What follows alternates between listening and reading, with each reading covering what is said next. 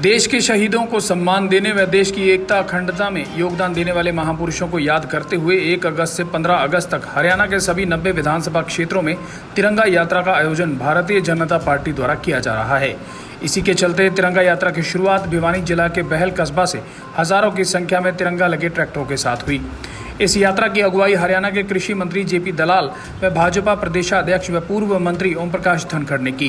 भिवानी के बहल से शुरू की गई इस तिरंगा यात्रा में हजारों ट्रैक्टरों पर किसानों ने तिरंगा झंडा लगाकर बहल से लोहारू तक विभिन्न गांवों में पुष्प वर्षा करते हुए लोहारू स्थित शहीद भगत सिंह की प्रतिमा पर पुष्पांजलि अर्पित की तथा देश की आज़ादी में भूमिका निभाने वाले शहीदों को याद करते हुए उनके जीवन आदर्शों पर चर्चा की। इस मौके पर जेपी दलाल व भाजपा प्रदेशाध्यक्ष धनखड़ ने कहा कि तिरंगा यात्रा का यह कार्यक्रम 1 अगस्त से शुरू होकर 15 अगस्त तक प्रदेश की सभी विधानसभा हलकों तक आयोजित किया जाएगा।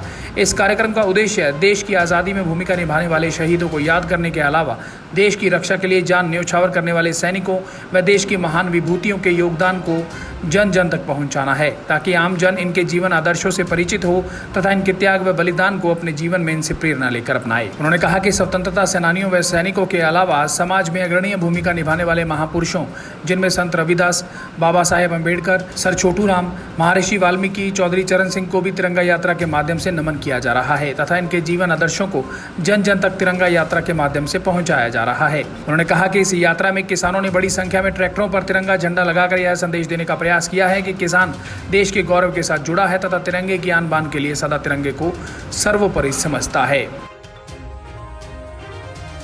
जनता पार्टी संगठन के निर्देश पर शहीदों के सम्मान में तिरंगा यात्रा का कार्यक्रम संपन्न हुआ।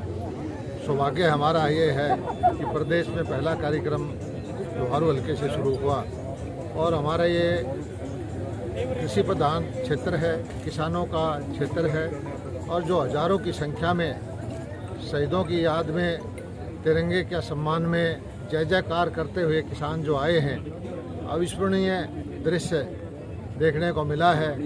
और इन सभी किसान भाइयों को, क्षेत्रवासियों को मैं नमन करता हूं, इनका धन्यवाद करता हूं। जिस तरह से इन्होंने प्यार दिखाया है, जो आशीर्वाद इन्होंने दिया है, ये आशीर्वाद बना के रखें। हम इनके सेवक हैं, ये हमारे मालिक हैं। जब तक सेवा का मौका देंगे, भारतीय जनता पार्टी का प्रत्येक कार्यकर्ता आपकी सेवा करता रहे। कोई गिनती नहीं है, भागीदारी की कोई गिनती नहीं है।